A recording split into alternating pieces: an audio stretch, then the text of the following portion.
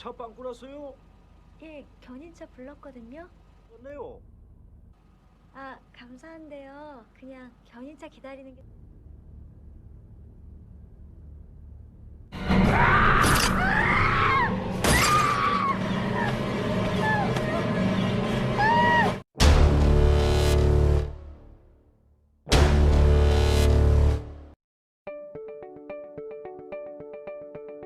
Halo netizen yang budiman, gimana kabarnya? So far so good? Good job, karena pada kali ini saya akan kembali membawakan satu alur film yang membuat kita jadi gregetan sendiri gitu sama kesadisan dan kegilaan dari penjahat utama di film ini. Film tersebut berjudul I Saw the Devil, film asal Korea Selatan yang dirilis pada tahun 2010 lalu dan mendapat rating 7,8 di IMDb.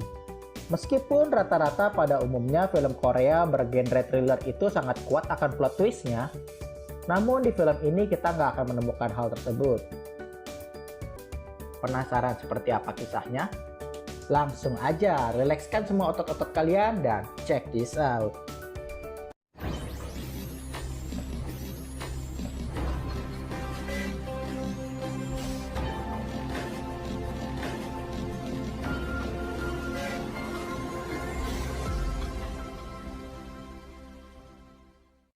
Film akan diawali dengan adegan seorang wanita yang mengendarai mobil di tengah malam yang gelap. Wanita itu bernama Ju Yeon. Ia merupakan anak seorang kepala polisi yang dalam film ini kita sebut saja dia Ketua Kang. Di malam itu, ban mobil yang dikendarai Ju Yeon bocor sehingga ia harus menghubungi mobil derek dan menghubungi tunangannya yang bernama So Hyun. Yang ternyata tunangannya ini merupakan seorang anggota intelijen negara atau yang di Indo kita sebut saja namanya BIN kalau nggak salah, Badan Intelijen Negara. Ya pokoknya semacam organisasi itulah. Di tengah obrolannya bersama kekasihnya itu, tiba-tiba saja ada seorang bapak-bapak datang kepadanya untuk menawarkan bantuan. Bapak-bapak tersebut diketahui bernama Kyung Chul, seorang psikopat yang akan menjadi penjahat utama di film ini. Awalnya So Hyun menyuruh Jo Yeon untuk menolak bantuan tersebut dan menunggu mobil derek saja. Karena So Hyun yakin jika pria tersebut memiliki maksud yang tidak baik kepada tunangannya. Jo Yeon pun menuruti permintaan So Hyun tersebut dan menolak secara halus tawaran dari Kyung Chul. Kyung Chul pun tampak terlihat sedikit kesal dan kembali ke mobilnya. Namun di situ ada yang aneh karena mobil dari Kyung Chul tidak juga pergi dari tempatnya. Sehingga Jo Yeon mencoba untuk menyalakan lampu tembak dari mobilnya dan di saat itulah secara tiba-tiba Kyung Chul datang dan menyergap Jo Yeon dengan memukulkan besi ke kepala wanita itu.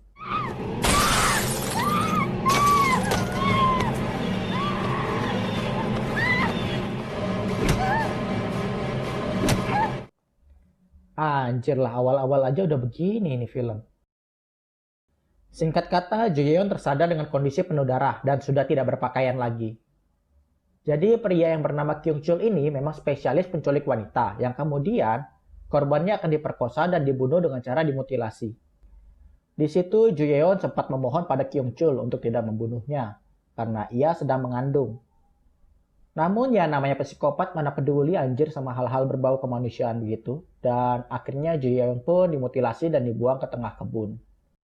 Singkat kata, esoknya seorang anak laki-laki menemukan suatu kantong plastik di tengah kebun, yang ternyata isinya adalah telinga.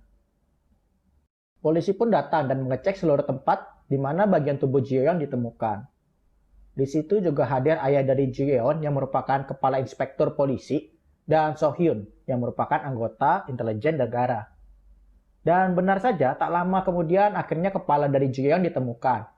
Dan kesedihan pun langsung pecah dalam hati So Hyun dan ayahnya. Di situ So Hyun berjanji kepada mendiang tunangannya jika ia akan membuat pelakunya merasakan sakit 10.000 kali lipat lebih sakit dari yang tunangannya itu rasakan. Dan itulah yang akan menjadi konflik utama dalam film ini. Esoknya So Hyun pun kemudian memutuskan untuk mengambil cuti kedukaan selama 2 minggu dan meminta kawannya untuk membuatkan suatu pil khusus yang dilengkapi dengan teknologi GPS dan mikrofon untuk membantu ia melancarkan misi balas dendam. Ia juga meminta ayah Jeon untuk mengambil berkas kepolisian tentang terduga pelaku yang membunuh Jeon, di mana di antara berkas tersebut ada nama Kyung Chul. Dan dengan cepat, Sohyun pun langsung melumpuhkan mereka satu persatu, walau pada akhirnya ia salah orang. Kemudian tibalah saatnya Sohyun ingin memburu Kyung-chul. Yang ternyata pada saat ini Kyung-chul sedang mencari mangsa berikutnya, yaitu salah satu cewek cantik yang sedang menunggu taksi di tengah malam. Kyung-chul pun dengan tampang sok polosnya menawarkan tumpangan pada wanita itu. Namun wanita itu menolak. Dengan alih-alih kasihan lihat cewek pulang malam-malam sendirian, Kyung-chul pun memaksa dan akhirnya si cewek pun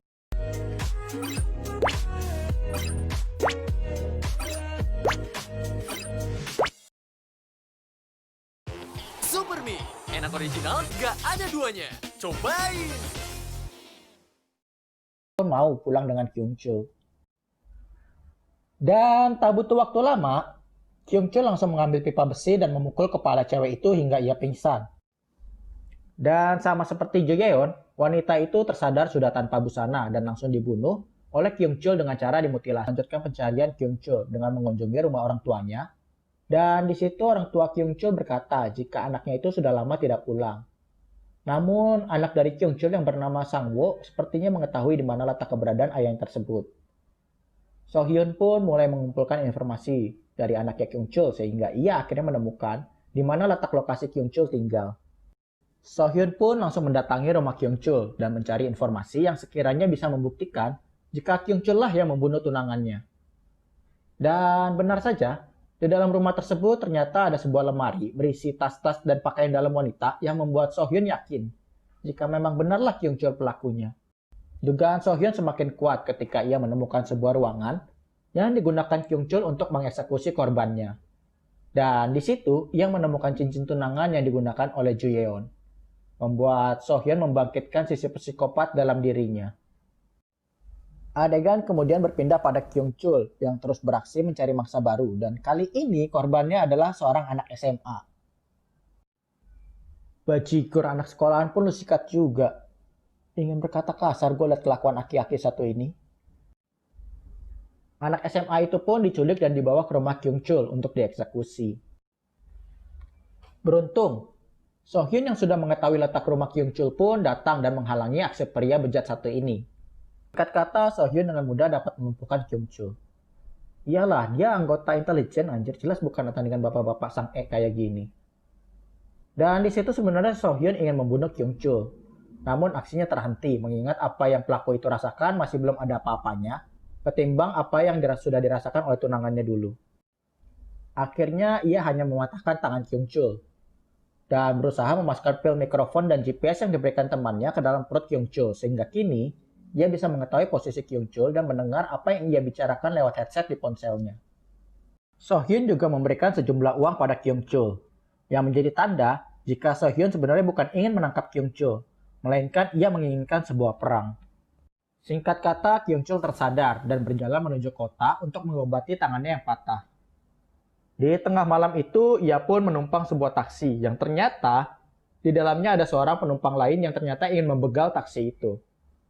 Namun, Kyung-chul sebagai psikopat senior yang bayarannya lebih dalam film ini pun mampu melumpuhkan mereka berdua dan membajak taksi tersebut menuju kota.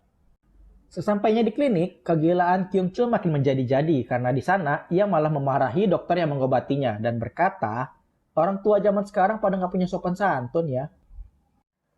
Kyung-chul pun terlihat seperti ingin menghabisi dokter itu. Namun, suster di sana datang tepat waktu dan mencoba menghentikan Kyung-chul. Kyung-chul yang kemarin aksinya sempat digagalkan pun berpikir kayaknya boleh juga ini suster buat gantiin yang kemarin. Ia pun akhirnya melupakan si dokter dan menggoda suster tersebut. Awalnya suster tersebut agak sedikit risih dan mencoba tidak menghiraukan aksi Kyung-chul. Namun ya namanya psikopat pasti ada aja lah ulahnya. Dan Kyung-chul pun akhirnya berhasil mengunci suster tersebut di dalam sebuah ruangan berdua bersamanya. Dan ya seperti yang kalian bisa tebak, Kyung-chul pun langsung menyuruh suster tersebut membuka semua pakaiannya dan melayaninya. Beruntung, So-hyun yang sudah bisa melacak dan mendengar ucapan Kyung-chul pun mengetahui hal itu. Auto bayar tagihan PAM, pakai Go Tagihan.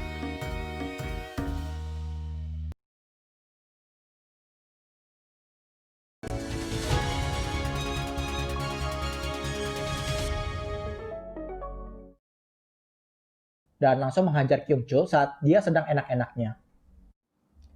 Anjir, lu bisa bayangin deh, lagi enak-enak gitu tiba-tiba kepala lu dipukul pakai apar gitu dari belakang. Bagong juga ini karakter satu. Sohyun pun lagi-lagi dengan mudah bisa melumpuhkan Kyung Chul.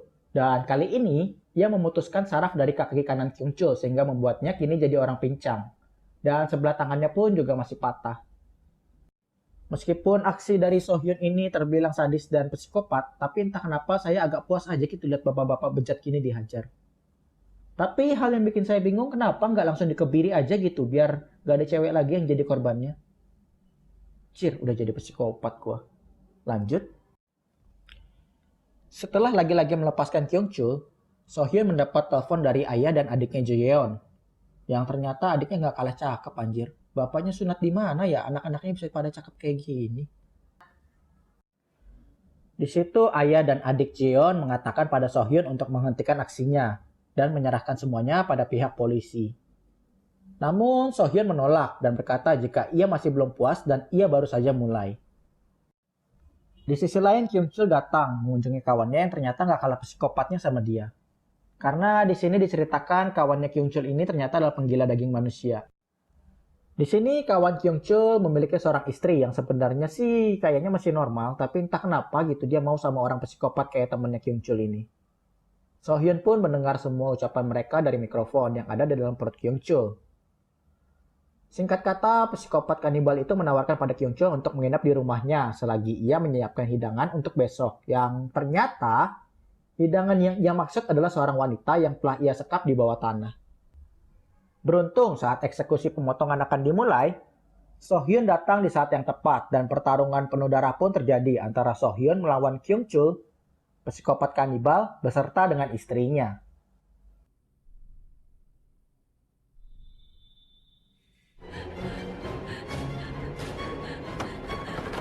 니들이 한 대로 똑같이 할 거야. 더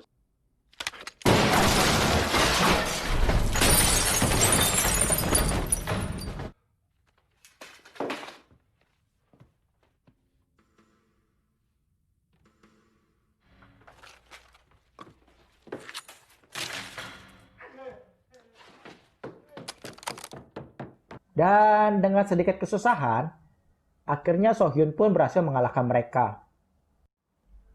Sohyun pun membawa Kyung Chul pergi, sementara psikopat kanibal beserta isinya berhasil diringkus oleh polisi. Sohyun yang terluka pun pada akhirnya ikut pingsan, dan akhirnya ditolong oleh kawannya yang menyerahkan pil tadi. Ketika tersadar, kawannya Sohyun ini malah meminta testimoni kepada Sohyun tentang pil buatannya tersebut. Dan disitulah Kyung Chul menyadari jika alasan Sohyun bisa mengetahui aktivitasnya selama ini adalah karena Sohyun telah memasukkan sesuatu ke dalam perutnya. Di sini Kyung Chul juga menyadari jika ternyata Sohyun menggunakan cincin yang sama dengan yang digunakan oleh Jo Yeon, yang menjadi korbannya dulu sehingga semuanya kini terasa jelas baginya. Kyung Chul pun bergegas pergi ke klinik untuk mencari obat pencuci perut agar ia bisa mengeluarkan pil pelacak tersebut dan memasukkannya ke dalam perut orang lain. Kini Kyung Chul bebas dan Sohyun tidak lagi bisa melacaknya. Kyung Chul pun menelpon polisi dan berkata jika ia akan segera menyerahkan diri. Namun sebelumnya ada sesuatu dulu yang harus ia lakukan. Sohyun yang mulai kehilangan jejak Kyung Chul pun pergi mengunjungi psikopat kanibal di rumah sakit untuk menanyai di mana keberadaan Kyung Chul. Di situ teman Kyung Chul bercerita jika kawannya itu pasti akan mengejar keluarga Jo Yeon dan menjadikan semua anggota keluarganya yang wanita bernasib sama seperti korban-korban sebelumnya, yaitu dinikmati dulu, habis itu dibunuh. Sohyun pun mencoba menghubungi ayah Jo Yeon, namun sayangnya ia terlambat karena Kyung Chul sudah tiba dan berpura-pura menjadi pengantar paket. Cuman agak bingung gitu, kok bisa ya orang yang tangan sama kakinya udah patah bisa membunuh ketua polisi? Lemah banget kayaknya dia. Di tengah aksinya itu, adik Jo Yeon yang imut dan menggemaskan itu pun pulang. Ya ilah, kenapa harus pulang di saat sekarang, dek? Bikin orang makin emosi aja. Dan lanjutannya pasti kalian udah tahu lah ya, jadi mungkin gak usah gue ceritain. Singkat kata, setelah sukses menjalankan aksinya, Kyung Chul bergegas menyerahkan diri. Namun sebelum polisi menyergap Kyung Chul, Sohyun datang dan menculiknya dengan mobil. Di sini Kyung Chul pun langsung disiksa dan dihajar habis-habisan oleh So Hyun. Namun sekali lagi, Kyung Chul merasa dirinya telah menang karena telah berhasil mengambil segalanya dari hidup So Hyun. Sedangkan So Hyun tidak bisa mengambil apa-apa di dalam hidupnya. Singkat kata, So Hyun pun akhirnya menghabisi Kyung Chul dengan cara yang sangat sadis. Dan mungkin nggak bisa saya tampilin banyak karena adegan ini penuh dengan darah. Jadi buat kalian yang memang kuat dan penasaran, bisa langsung di-download aja di Google, mungkin linknya udah banyak. Atau nanti mungkin bisa gue taruh di deskripsi ya. Di akhir adegan diperlihatkan So Hyun hanya bisa menangis. Karena biar bagaimanapun, tunangan, mertua, dan adik dari tunangannya itu sudah dirampas. Dan apapun yang ia lakukan pada Kyung Chul tidak akan bisa membuat mereka kembali. Dan film I Saw the Devil pun selesai.